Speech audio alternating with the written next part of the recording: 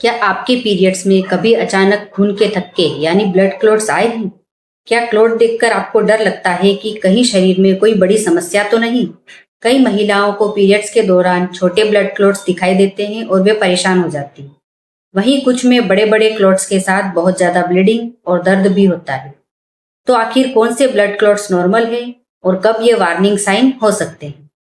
आज के इस वीडियो में हम इसी बारे में विस्तार से बात करेंगे।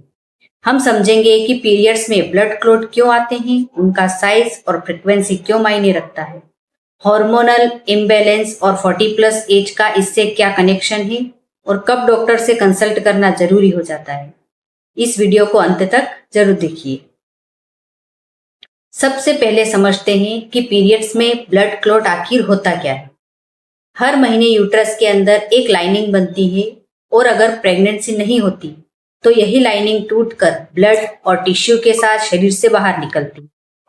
जब पीरियड फ्लो थोड़ा ज्यादा होता है तो शरीर को इस ब्लड को जल्दी बाहर निकालना पड़ता है। कभी कभी ब्लड कुछ समय के लिए यूट्रस में जमा हो जाता है और उसमें मौजूद कुछ पदार्थों के कारण वह एक साथ निकलने की बजाय जेल लाइक या जेली लाइक क्लॉट के रूप में दिखाई दे सकता है। इसलिए पीरियड में क्लॉट दिखाई देना अपने आप में हमेशा बीमारी का संकेत नहीं होता।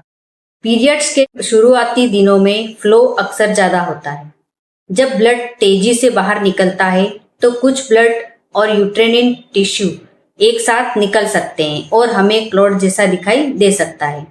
इसलिए कई महिलाओं में पीरियड के पहले या दूसरे दिन छोटे क्लॉट्स दिखाई दे सकते हैं। अगर ये कभी कभी आते हैं और इसके साथ बहुत ज्यादा ब्लीडिंग या दूसरे अनयूजुअल सिम्टम्स नहीं हैं तो आमतौर पर घबराने की जरूरत नहीं होती।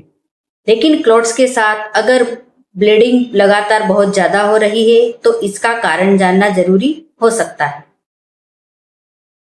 अब सबसे इम्पोर्टेंट सवाल, नॉर्मल क्लॉट कौन सा है? अगर पीरियड के हैवी फ्लो वाले दिन कभी कभी छोटे क्लॉट्स दिखाई देते हैं और बाकी पीरियड्स पैटर्न आपके लिए सामान्य है तो यह कई महिलाओं में हो सकता है। लेकिन सिर्फ साइज देखकर ही यह तय नहीं किया जा सकता कि क्लॉट नॉर्मल है या नहीं। हमें ये चीजें भी देखनी होती है। क्लॉट कितनी बार आ रहा है, कितने दिनों तक आ रहा है, ब्लीडिंग कितनी ज्यादा है, दर्द कितना है, कोई वीकनेस या डिजीनेस तो नहीं। यानी सिर्फ क्लॉट नहीं बल्कि पूरा पीरियड पैटर्न इंपॉर्टेंट है। अगर पीरियड्स में बार बार बड़े क्लॉट्स आ रहे हैं और साथ में बहुत ज्यादा ब्लीडिंग भी हो रही है तो इसे इग्नोर नहीं करना चाहिए। इसके पीछे कई कारण हो सकते हैं। उदाहरण के लिए hormonal changes, fibroids, adenomyosis, thyroid problem या अन्य गायनेकोलॉजिकल कंडीशंस। इसका मतलब यह नहीं कि बड़े क्लॉट का मतलब कोई गंभीर बीमारी ही है। लेकिन अगर यह पैटर्न बार बार रिपीट हो रहा है तो डॉक्टर से एवल्यूशन करवाना समझदारी है। हमारे पीरियड साइकिल को कई हार्मोन्स कंट्रोल करते हैं जिनमें एस्ट्रोजन और प्रोजेस्टेरोन महत्वपूर्ण है।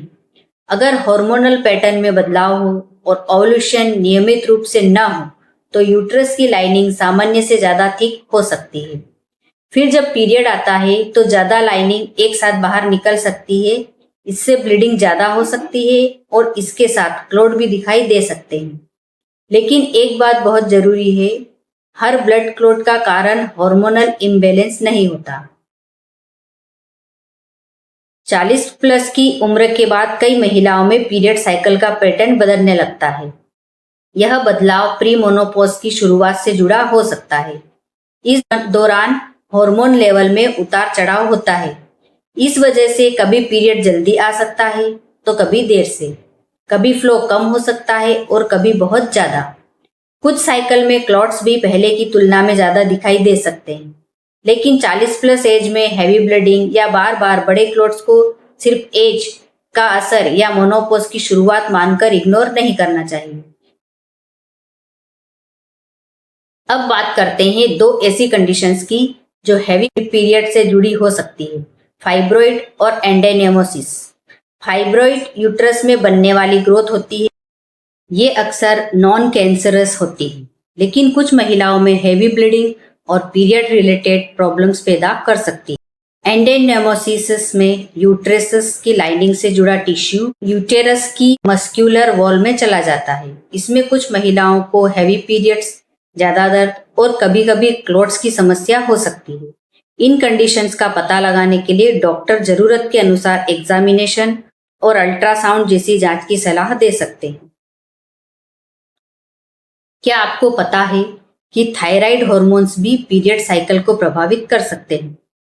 थायराइड की समस्या होने पर कुछ महिलाओं में पीरियड इरेगुलर हो सकते हैं और ब्लीडिंग पैटर्न में बदलाव आ सकता है। इसलिए अगर पीरियड्स में लंबे समय से अनयूजुअल बदलाव हो रहे हैं तो डॉक्टर आपकी स्थिति के अनुसार थायराइड टेस्ट की सलाह दे सकते हैं।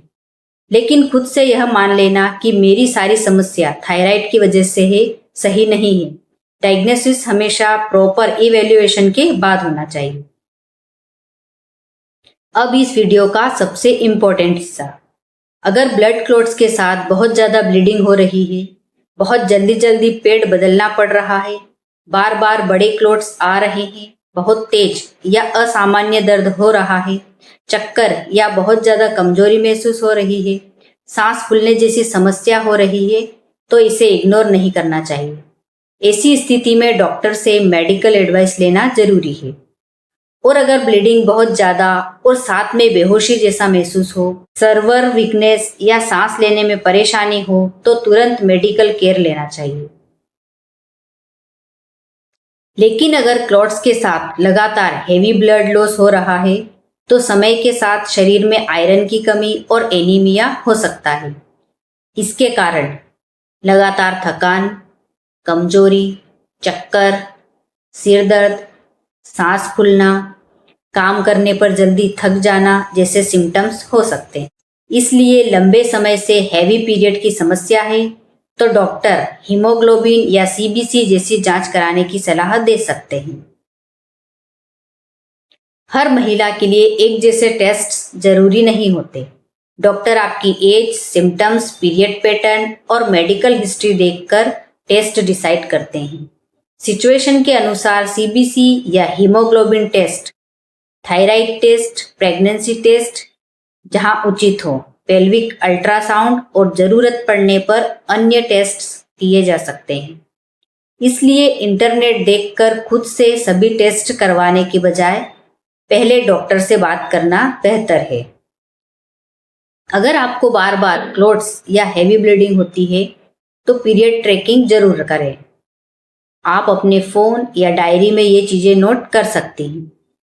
पीरियड किस डेट को शुरू हुआ, कितने दिन चला, फ्लो कितना था, किस दिन फ्लो सबसे ज्यादा था, क्लॉट्स कितनी बार आए, क्लॉट्स छोटे थे या बड़े, पेन कितना था, वीकनेस या डिजीनेस हुई या नहीं।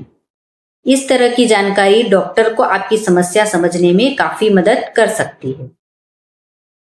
मिथ्स की बात करते हैं। मिथ्स नंबर 1, हर ब्लड क्लॉट्स बीमारी का संकेत है। रियलिटी, छोटे क्लॉट्स कभी कभी सामान्य पीरियड फ्लो का हिस्सा हो सकते हैं। मिथ नंबर 2, 40 के बाद हैवी ब्लीडिंग होना हमेशा नॉर्मल है। रियलिटी, हार्मोनल चेंजेस के कारण बदलाव हो सकते हैं लेकिन लगातार बहुत ज्यादा ब्लीडिंग को इग्नोर नहीं करना चाहिए। मिथ नंबर 3, हर क्लॉट का मतलब हार्मोनल इम्बैलेंस है। रियलिटी, क्लॉट्स के कई संभावित कारण हो सकते हैं, इसलिए सिम्टम्स को समझना और जरूरत पड़ने पर प्रॉपर एवल्यूएशन करवाना जरूरी है।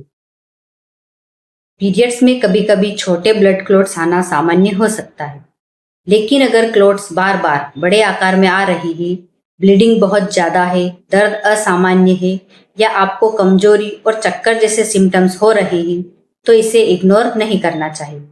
खासकर 40 प्लस की एज में पीरियड पैटर्न में लगातार बदलाव हो रहा है तो सिर्फ इसे मोनोपॉज या हार्मोनल इम्बैलेंस मानने की बजाय डॉक्टर से सलाह लेना बेहतर है।